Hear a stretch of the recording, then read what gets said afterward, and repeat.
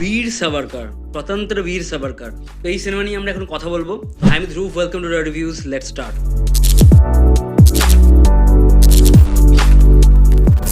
তো প্রথমে বীর সাভারকার সিনেমাটা বলার আগে আমাকে বলতেই হবে যে তিনি কে ছিলেন, একটা কন্ট্রোভার্সিয়াল ফিগার।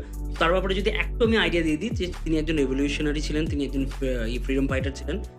শুধু যে ফ্রিডম ফাইটার ছিলেন না, একটা কন্ট্রোভার্সিয়াল ফ্রিডম ফাইটার। মানে এখন আমরা তাকে নিয়ে লেফট উইং আর রাইট উইংয়ে ডিফারেন্ট মতবাদ আছে, কিন্তু মানুষ তো ভালো খারাপ নিয়ে হয়। তো তার যদি আমি ছোটো করে একটা ব্যাকগ্রাউন্ড দিই, তাহলে আপনি বুঝতে পারবেন যে অ্যাকচুয়ালি বীর সাভারকারের পার্সোনালিটিটা কেমন। তো সে যখন প্রথম ছোটোবেলা থেকে বড় হয়, তার বাবা মা মারা যায় এবং নাসিকে তার পড়াশোনা হয়।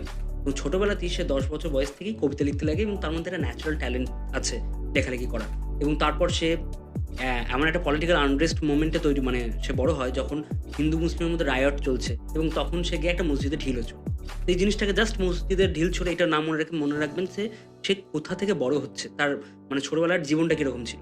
তারপর সে বাল গঙ্গাধর তিলকের সংস্পর্শে এসে তার আইডিওলজিতে বিলিভ করতে শুরু করে, সে ফ্রিডম স্ট্রাগলে জয়েন করে এবং তারপর সে অভিনব ভারত সোসাইটি তৈরি করে। সে ইটালিয়ান একটা রেভলিউশনারি মাজিনি থেকে ইন্সপায়ার হয় এবং তারপরে সেই সোসাইটিটা তার দাদার সাথে তৈরি করে।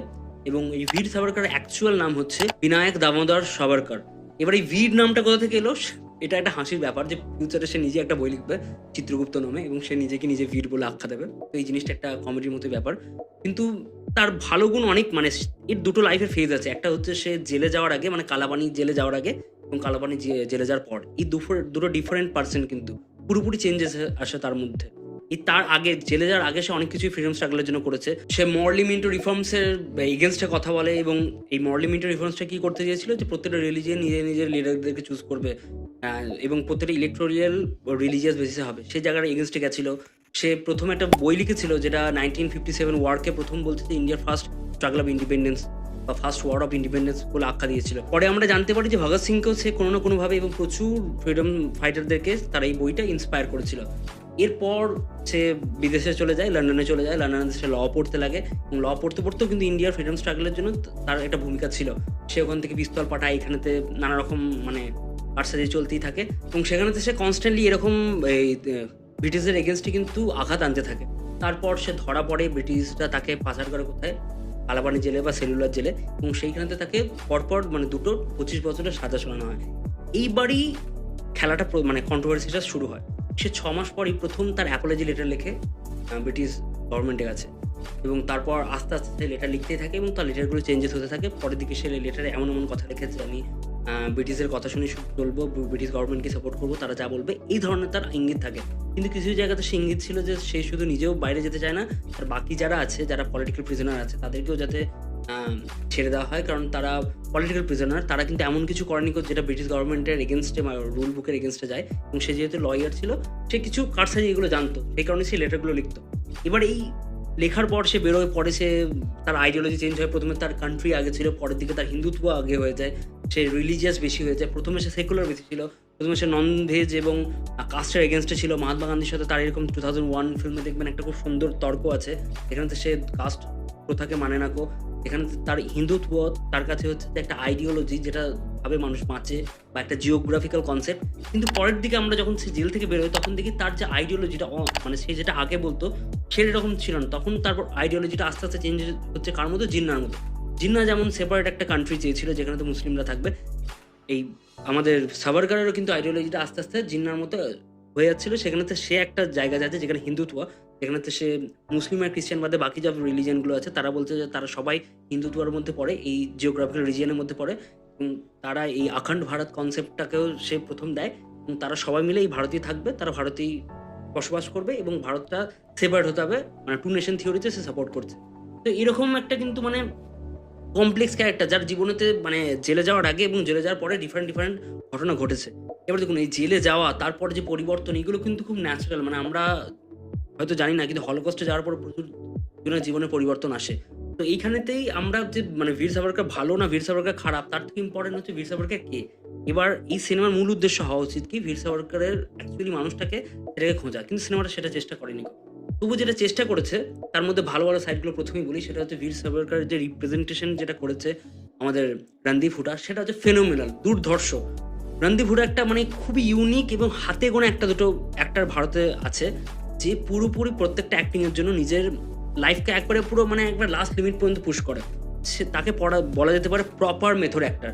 আপনি দেখুন সরবজিৎ থেকে হাইওয়ে, এবং সরবজিতে তার শরীরকে সে কোন জায়গায় নিয়ে গেছিল, মানে ভারতের ক্রিশ্চিয়ান বেলও তাকে অনেকজনা বলে, মানে তার যে বডি ট্রান্সফরমেশন যেই মানে ইনসেন লেভেলে যায়, এই সিনেমাতে আমরা সেটা দেখতে পাই। এবং সে যে পুরোপুরি লিটারালি লিভ করেছে, মানে ওই সেলুলার জেলের যেই 13 ইয়ার্সের যে পিরিয়ডটা, এই পিরিয়ডটাকে এমন ভয়াবহভাবে দেখা হয়েছে, আমরা তো জাস্ট বইয়ে পড়েছি, আমরা একটা বার তর্ক করতেই পারি, আমরা প্রিভিলেজ লাইফে থাকি, কিন্তু সত্যিকারের যে বইয়ের যে বর্ণনাগুলো, যে সেলুলার জেলে বা কালাপানিতে যে কষ্টগুলো ইংরেজরা আমাদের প্রিজনারগুলোকে দিত, মানে ফ্রিডম ফাইটারগুলোকে দিত, সেগুলো যখন চোখে দেখবেন আমরা লিটারালি ভয় লাগবে যে ঘটছে কি, এরকম হতো। তো তখন কিন্তু বড় থেকে বড় মানুষও ভেঙে পড়তে পারে। তো সেই জায়গাতেই আমরা বুঝতে পারি যে তার চেঞ্জেসগুলো হয়তো এই অনেকটা যন্ত্রণার কারণে এসছে, কিন্তু এই সিনেমা কোন কোন জায়গাগুলো একটু হোয়াইট ওয়াশ করার চেষ্টা করেছে, সেগুলো আরও নুয়ান্স হতে পারতো। এই জায়গায় হচ্ছে যে সে যখন লেটারগুলো বা অ্যাপোলজি লেটার লিখছে, সেখানে দেখানো হচ্ছে যে তার একটা বিগার মোটিভ আছে। বিগার মোটিভটা কি, যে সে জেল থেকে বেরিয়ে নাকি আবার ফ্রিডমের জন্য, মানে ইন্ডিয়ার ফ্রিডম স্ট্রাগলের জন্য বা ফ্রিডমের জন্য সে সাহায্য করবে, সে অনেক বেশি বেশি কন্ট্রিবিউট করতে থাকবে।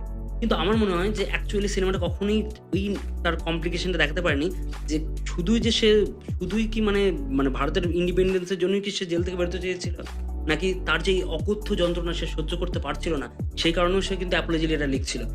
তো এই জায়গাতে কিন্তু খানিকটা মানে স্টোরিটাকে চেঞ্জ করে দেওয়া হয়েছে। আরেকটা জিনিস এই সিনেমাটা ঠিকঠাক করতে পারেনি, মানে ডিরেকশন ভিউতে ঠিকঠাক হয়নি, সে যেটা আমাদের রণদীপ হুডাই করেছে, সেটা হচ্ছে গান্ধী এবং জওহরলাল নেহরুর সাথে আমাদের বীর সাভারকারের একটা মত পার্থক্য ছিল। সেটা অনেকজনের সাথে ছিল, গান্ধীর সাথে নেতাজিরও ছিল, কিন্তু সেটাকে দেখানোর একটা টেকনিক হয়, একটা নুয়ান্স থাকে, একটা সাটল জিনিস থাকে। এবং মত পার্থক্য হলেও নেশনের, মানে তাদের কাছে নেশনটাই প্রথমে, এবং মত পার্থক্য তারা নিজেদের মধ্যে শর্ট আউট করে নেয়। এই সিনেমাতে এমন দেখানো হচ্ছে যে গান্ধী আর নেহরু তারা হচ্ছে ব্রিটিশদের স্তাবক, মানে সিনেমাটা যত এগোয় তখন আমরা বুঝতে পারি, এবং বীর সাভারকারই একমাত্র ফাইটার যে ব্রিটিশদের এগেনস্টে সব কিছুকে মানে ঠিক করতে পারে। এবং সে কিন্তু গান্ধী বা নেহরুর মতো নয়, সে ব্রিটিশদের কথা একবারই মেনে চলে না, সে এদের থেকে অনেক বেশি ডিফারেন্ট, অনেক বেশি বেটার। সিনেমার কিন্তু পরের দিকে এটাই হচ্ছে ইঙ্গিত। এই জায়গাতে সিনেমাটা ফেল করছে। আমার মনে হয় সেখানে যদি পুরোপুরি এই বীর সাভারকারের সাইকোলজিটাকে পুরোপুরি আবিষ্কার করার চেষ্টা করতো, তার যে ফিনোমেনন, প্রথমে যে ফ্রিডম স্ট্রাগল যে পুরোপুরি মানে ডিভোটি ছিল, যে প্রথমে নেশনকে আগে রাখতো, পরের দিকে যখন তার রিলিজিয়নকে সে আগে রাখছে এবং সে নিজের স্বার্থ খানিকটা দেখছে, এই চেঞ্জেসগুলো যদি সে মানে এই মানে রণদীপ হুডা যদি এইগুলোকে ইনকর্পোরেট করতো, তাহলে তো সিনেমাটা অনেক বেটার হতো। এবং গান্ধীকে এবং জওহরলাল নেহরুকে জাস্ট একটা মতপার্থক্য আছে বলে জাস্ট একটা নেগেটিভ দিকে ঠেলে দেওয়া, এই সিনেমাটা কিন্তু সেই জায়গাটা ঠিকঠাক করেনি।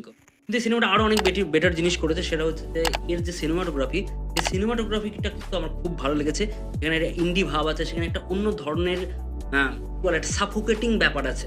মানে আপনি যখন দেখবেন বীর সাভারকার যখন জেলে গেছে বা তার উপর যখন টর্চার চলছে, এবং সিনেমার প্রচুর জায়গা জুড়ে এরকম ফাঁসি দেওয়া বা ফ্রিডম ফাইটারদেরকে উপর অত্যাচার করা, এই জিনিসগুলো ভালো করে ক্যাপচার করেছে। তো সেখানে থেকে দেখবেন আপনার মধ্যে কিন্তু একটা ক্লস্ট্রোফোবিয়া হচ্ছে, এবং সারাক্ষণ আপনি একটা টেনশন বিল্ড কিন্তু সিনেমাটা ভালো করতে। এবার দেখুন বীর সাভারকারের জীবনটা অনেক কমপ্লেক্স এবং প্রচুর কিছু ঘটেছে, সেই কারণে এই পুরো সিনেমাটা মানে একটা সিনেমাতে ভরা কঠিন, সে কারণে সিরিজ বানালে বেটার হতো। কিন্তু এই সিনেমার ক্ষেত্রে কি হয়েছে, কিছু কিছু জায়গাতে সিনেমাটা পেসিং ইস্যু আছে, কিছু কিছু জায়গাতে রাইটিংটা ঠিকঠাক হয়নি, কিছু কিছু জায়গাতে সিনেমাটার মোটিভ অন্যদিকে চলে গেছে, বীর সাভারকার থেকে ইম্পর্টেন্ট হচ্ছে সে ঠিক, আর বাকি তার আইডিওলজিক্যালি যারা মানে তার এগেনস্টে আছে বা তার থেকে আলাদা, তারা ভুল, সেটাকে প্রমাণ করতে চলে গেছে।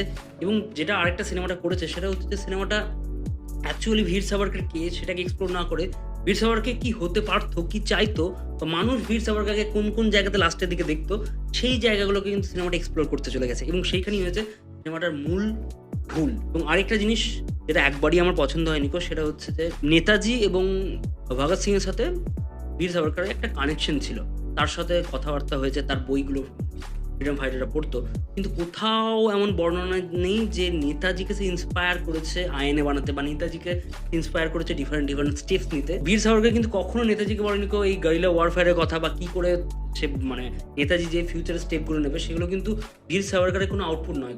হ্যাঁ, হতে পারে যে তার ফার্স্ট মানে তার যে আইডিওলজি ছিল দেশকে আজাদি দেওয়ার বা স্বাধীনতা দেওয়ার, সেটা সবারই ছিল, সেটা নেতাজিরও ছিল, এবং সেই কারণে প্রত্যেকটা ফ্রিডম ফাইটারের একে অপরের মধ্যে একটা সম্পর্ক ছিল। কিন্তু আমরা পরের দিকে জানতে পারি নেতাজি কিন্তু জিন্না এবং বীর সাভারকারের এগেনস্টে কথা বলছে, সে বলছে যে এরা নেশনটাকে ডিভাইড করতে যাচ্ছে বা ইন্ডিয়াকে ডিভাইড করতে যাচ্ছে, এরা দুটো আলাদা আলাদা রিলিজিয়াস বেসিসে ডিভিশন চাইছে, এবং এই কারণেতে আমি এদের দুজনের সাথে একমত নয়, মানে জিন্না এবং বীর সাভারকারের সাথে নেতাজি একমত নয়। তাহলে এটা কখনোই হতে পারে না যে নেতাজি ও বীর সাভারকারের কথা শুনে বীর সাভারকারের কাছ থেকে ইন্সপায়ার হয়ে সে তার ফিউচারের স্টেপগুলো নিয়েছে। এবং সব থেকে বড় কথা হচ্ছে যে আরেকটা জিনিস দেখানো হয়েছে যে ভগৎ সিং, হ্যাঁ ভগৎ সিং এর একটা ইন্সপিরেশন ছিল। ভগৎ সিং কিন্তু সেদিক থেকে কমিউনিস্ট ছিল, এই জায়গাটা কিন্তু সিনেমাতে কোথাও মানে বোঝানো হয়নি। এখানে জাস্ট বোঝানো হচ্ছে যে বীর সাভারকর সবাইকে ইন্সপায়ার করে গেছে, কিন্তু তার থেকেও যে এই যাদেরকে দেখাতে ইন্সপায়ার করেছে তাদের যেটা ডিফারেন্ট আইডিওলজিও ছিল, সেই আইডিওলজিটা কিন্তু তাদের মতো করে এস্টাবলিশ কোথাও করা হয়নি। একটা মেন কারণ হচ্ছে যে সিনেমাটা হয়তো বীর সাভারকরের উপর বেস করে, কিন্তু আমি বলছি আমার প্রবলেম হচ্ছে নুয়ান্সের জায়গাতে, সাটলভাবে একটা কমপ্লিকেটেড ইস্যুকে দেখানো, সেই জায়গাতেই এইসব সিনেমাগুলো কি মিস করছে যে এই সিচুয়েশনের যে কমপ্লেক্স নেচার বীর সাভারকর বা এই সাভারকরের যে কমপ্লেক্স নেচার, সে না গুড না ইভিল, এই মাঝামাঝি একটা গ্রে শেডের যে জায়গা, সেই শেডটাকে কিন্তু এই সিনেমা আবিষ্কার করতে পারেনি। এই সিনেমাটা পুরোপুরি চলে গেছে বীর সাভারকর একটা গুড সাইডই আছে, তার কোনো খামতি ছিল না, তার কোনো নেগেটিভ সাইড ছিল না। তো আমরা জানতে পারি পরে হিস্ট্রি পড়ে যে তার ভালো সাইডও যেমন ছিল, অনেক কটা ভালো সাইড ছিল একটা ফ্রিডম ফাইটারে যেমন থাকে, তার কিন্তু কিছু খারাপ সাইডও ছিল, বা আপাত দৃষ্টিতে সেটা খারাপ। এবং সে হয়তো কোনো কারণেই হোক, তার ওই অকথ্য টর্চার তার করার ওপর, তার মেন্টাল ব্রেকডাউনের ওপর, কারণ আমরা জানি যে চায়নাতে যখন কালচারাল রেভলিউশন এসেছিল, বড় বড় ইন্টেলেকচুয়ালকে যখন অত্যাচার করা হয়েছে, তখন বড় বড় লেবার ক্যাম্পে পাঠিয়ে তাদেরকে রিএডুকেট করা হয়েছে, তখন তাদেরও কিন্তু মাথা চেঞ্জ হয়ে গেছিল। সেই কারণেই আমরা বীর সাভারকরকে দোষ দিতে পারি না, কিন্তু সেই কারণেই তাকে বীর বলা, যে সে one of the best freedom fighter, সেটাও কিন্তু আমাদের বলা উচিত নয়। যে সবারই আগে সেই হচ্ছে মানে one of the important freedom fighter, তার থেকে ইম্পর্টেন্ট অনেক ফ্রিডম ফাইটার আছে, এবং প্রত্যেকটা freedom fighter important, that's important. এবং বীর সাভারকর যে বীর, সেটাকে আলাদা করে লাগানোর দরকার নেই। এবং এই কমপ্লিকেশন, এই ইস্যুগুলোকে যদি সিনেমাটা আরও ভালোভাবে অ্যাড্রেস করতো, তার লাইফের এই আগে পরের যে চেঞ্জেসগুলো, তার সাথে গান্ধী ডিফারেন্সেসগুলো, এবং সে কেন মানে ফ্রিডম ইয়ের ওপর হিন্দুত্বতে কেন এত ডিপ ঢুকে গেল, সেই জায়গাগুলোকে যদি আরও বেটারভাবে এক্সপ্লোর করতে পারতো সিনেমাটা, তাহলে কিন্তু সিনেমাটা অনেক বেটার হতে পারতো, এবং প্রোপাগান্ডার দিকে না গিয়ে একটা স্ট্রেট ফরওয়ার্ড ভালো সিনেমা হতে পারতো। যদি সিনেমাটা হতে পারেনি এবং আলটিমেটলি একটা প্রোপাগান্ডাতেই ট্রান্সফর্ম হয়ে গেছে, তখন সিনেমাটা শেষ হয়। স্টিল এই সিনেমাটা আপনার দেখা উচিত। আমি তো বললাম দুটো কারণ। ফার্স্ট হচ্ছে রণদীপ হুডার পারফরমেন্স হোয়াট আ পারফরমেন্স, মানে হোয়াট আ পারফর্মার। সে কিন্তু মানে প্রত্যেকটা এক ক্যারেক্টারের মধ্যে বাঁচে, দেখে মনে হয় যে আপনি লিটারালি ফিল করতে পারবেন তার সে ক্যারেক্টারের স্কিনে ঢুকে পড়ে। এবং এইখানে তো আমরা বুঝতে পারি সে বীর সাভারকরের যেমনই স্টোরিটা লিখুক, সেই স্টোরি অনুযায়ী সে কিন্তু তার স্কিনে ঢুকে গেছে। আরেকটা হচ্ছে সিনেমাটোগ্রাফি আমার সত্যি খুব ভালো লেগেছে। আর বাকি যে জায়গাগুলো বললাম, সেই জায়গাগুলো বেশি কিছু বলার নেই এবং যেটা আমার প্রবলেম সেটা আমি বললাম। সিনেমা হিস্ট্রিটাকে ঠিকঠাক পথে না গিয়ে নিজের মতো ইন্টারচেঞ্জ করে নিয়েছে, সিনেমাটা একটু হোয়াইট ওয়াশ করার চেষ্টা করেছে, এবং বীর সাভারকর অ্যাজ এ পার্সন না দেখে Veer Savarkar as a holy person, holy god বা একটা মাসিয়া টাইপের দেখানোর চেষ্টা করা হয়েছে। আপনাদের কি মনে হয়েছে সিনেমাটা দেখে, সেটা আমাদের কমেন্টে জানাতে পারেন। আর লাগলে লাইক, শেয়ার এবং সাবস্ক্রাইব করে দিন।